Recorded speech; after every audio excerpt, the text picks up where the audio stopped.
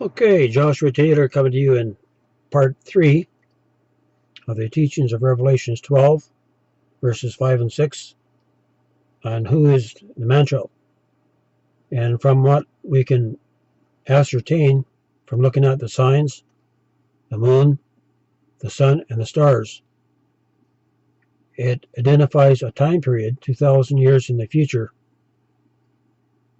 since the time of John. John was taken into the future, and he saw this woman. And from these various points that we brought out, that these signs would indicate that the woman of Revelation 12 is not Israel, as most people have been taught. It is actually the church, the church dispensation, the dispensation of grace. So the time is coming where Satan is going to be cast out. He's going to come to the earth, and he's going to go after the woman, actually the man-child. He wants to destroy the seed. In the same way that when Herod heard that that a king was born, that he killed all the children 2 years and younger. Same thing. It's going to happen again. There's going to be, when the man-child is birthed, orders are going to be given by Satan to try to destroy the man-child. But guess what happens? The man-child is raised up in the heavenly places, not removed from the earth, but brought into a place to possess the kingdom. They enter, they're mature believers. They'll come to a place where they're ready to enter into the rest of God. And the only way that you can enter into that narrow gate is by coming to the place of absolute stillness, of learning to wait on God. And when you wait on God, the doors will open to enter into the Holy of Holies. This is experimentally, not figuratively, or like a lot of people think. And we are positioned with the Lord in heavenly places, but there will be a people that will literally possess the kingdom, and they'll go from this realm and enter into a higher dimensional realm. When Jesus walked the earth, he wasn't just walking. His eyes were not just open in the natural; his eyes were open in the spirit, and he could behold the face of his Father. Right? He had connection with the heavenly realms. And there's going to be a people that's going to walk in that same place.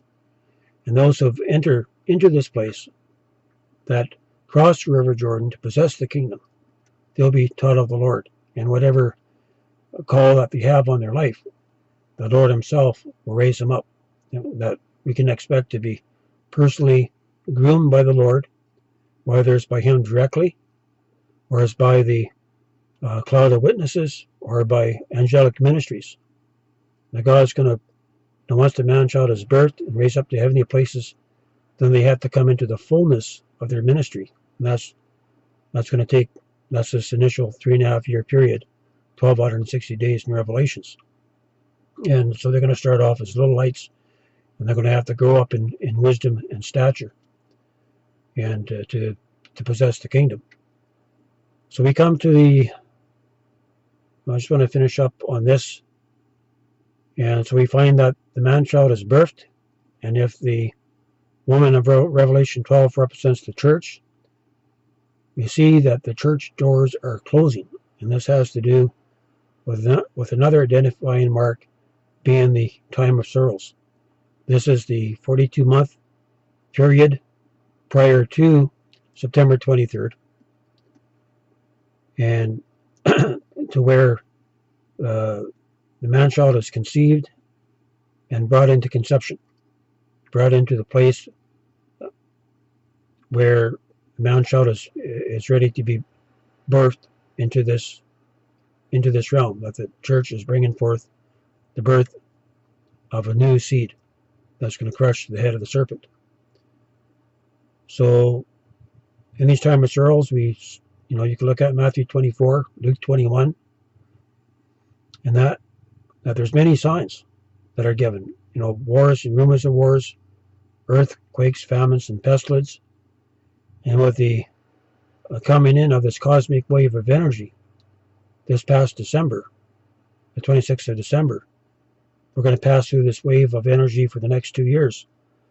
And it's already causing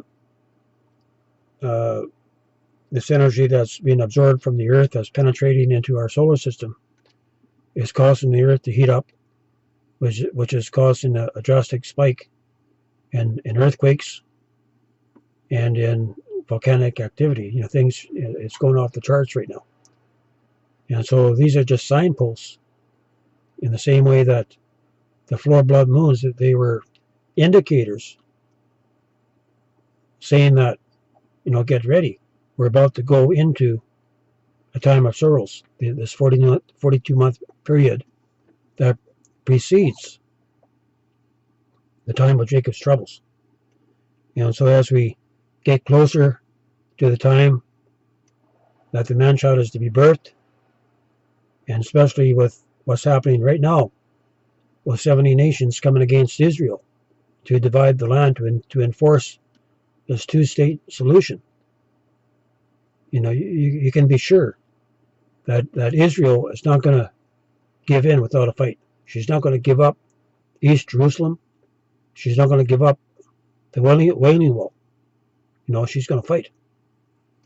And there's been this one 15-year-old boy, Israeli boy, a few years ago, that was shown the war to come. And he said it's going to be a war, the Psalms 83 war.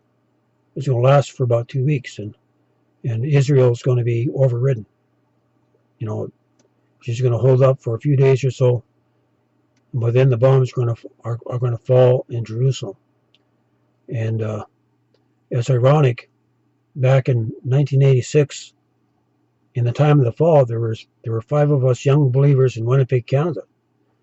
I happened to leave Regina, Saskatchewan, and I took the Greyhound bus to Winnipeg, and it was just shortly after I finished walking with the cross from Alberta to Expo 86. As far as God was concerned, the mission was over, but you know, I kept prolonging it on. So I went to Winnipeg, made a cross, walked around town, and I met these 4 other young people that were from the Catholic Church, and they invited me over to stay at their place. We spent a month praying, fasting, and listening to End Time Revelation by David Terrell. And we would pray 3 times a day, and the Lord would come and walk around our little group. And this one time, the lady of the house, I saw the Lord giving her visions, and I asked her, "What do you see?" And this is on a Thursday, and she said that she saw this man standing outside the steps of her prison. I saw David Terrell standing outside the prison, and at the time I did not know that he was even in prison, but he was being transferred from maximum to minimum security. So that Saturday I phoned the Dallas office, and I says, "I heard that David Terrell's being released," and you could hear a pin drop. They wanted to know where did you get that information from? Not even his congregations know. But the Lord used this as a sign in what was to follow, and what she saw the Psalms 83 war break out in Israel. She saw 3 missiles of mass destruction. It headed into Israeli airspace. 2 missiles got shot down, and the 3rd missile took out Tel Aviv. I don't know whether Tel Aviv was totally destroyed, but it will be hit. And within 10 minutes after that, Israel nuked Damascus, and everything erupted. All the United Nations were called in, and it was just a mess. It was land, air, and sea, planes everywhere, missiles flying everywhere, and it was going ballistic, and it was ready to go global when this sister saw a man suddenly appear out of nowhere and stop the war abruptly, just like that. She didn't say how he did it, just everything stopped. And this man defused the Middle East war from going global, but we know and have the understanding of who this man is. So we can expect this to take place, that prior to September 23rd, we could see the Psalms 83 war take place. That's going to set the stage for the man of peace to rise up to bring forth a 7-year peace treaty with Israel. Okay, it's coming. So this 42 months preceding the 7-year peace treaty is just a wake-up call. The Lord is saying, don't you see the things happening in the heavens? Don't you see that my coming is at hand? That your redemption draweth nigh? And so the Lord's going to have a people that He's going to redeem. He's going to bring forth a people into full redemption, where their souls are going to be fully restored. And when we come to the place where our souls are fully restored, then we can't die. You know, where death reigns, where sin reigns, there is death. But if we come to the place of absolutely, totally overcoming, we're walking like Enoch, and God's going to have us protect His hand over us. All right. So the doors of the church age is closing, and the door to the seventh day is opening. So as we progress, when the man-child is birthed, it's going to bring an end to the dispensation of grace, to the church dispensation, and it's going to usher in the seventh day of the Lord, for the Lord comes back in the morning of the seventh day. I'll leave you guys to look up the scriptures and understand them. I just have a hard time putting the scriptures behind what I'm saying, so get a concordance and look up, check out what I'm saying. So this man-child is going to come forth, and Satan is going to be cast out of heaven. Michael and his archangels are going to be given the orders to cast out Satan to the earth, from the second heavens to the earth. And but the Lord protects the man-child by raising the man-child into heavenly places.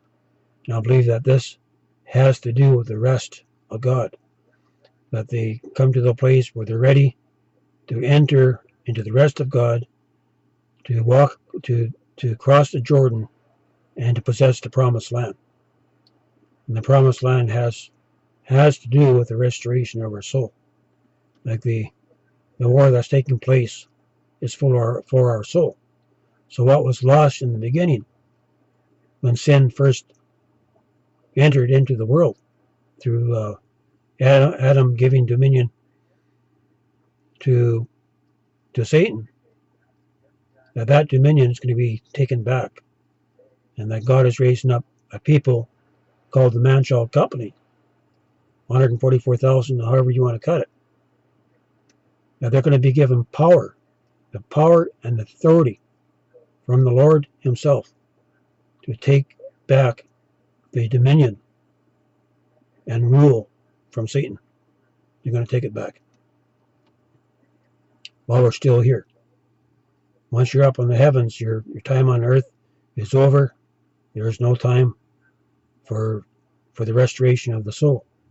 And the Father has a plan to bring a people, to perfect a people, to bring forth a people like Jesus. Jesus said He was the firstborn of many to come.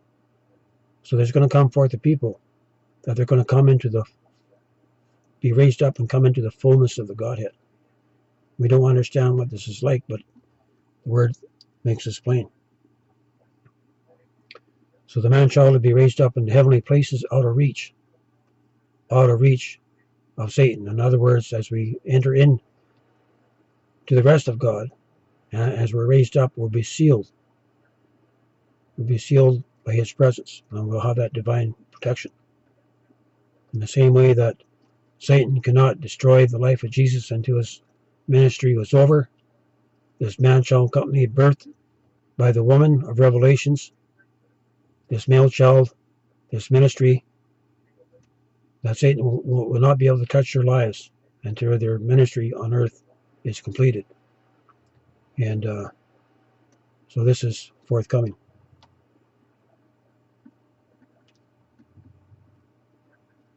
So I'm sorry to have to kind of stir up the water and throw a twist into your understanding. But with this new day coming, we have to have the new revelation of what the Lord is saying in this hour. So we can see that the woman of Revelation 12 represents the church, and she's bringing forth a man-child that's going to bring an end to the dispensation of grace and to bring us into the rest of God, into the third day. Okay, I want to talk about the wings of the eagle, and that I'm going to have to come back on a part 4 in this.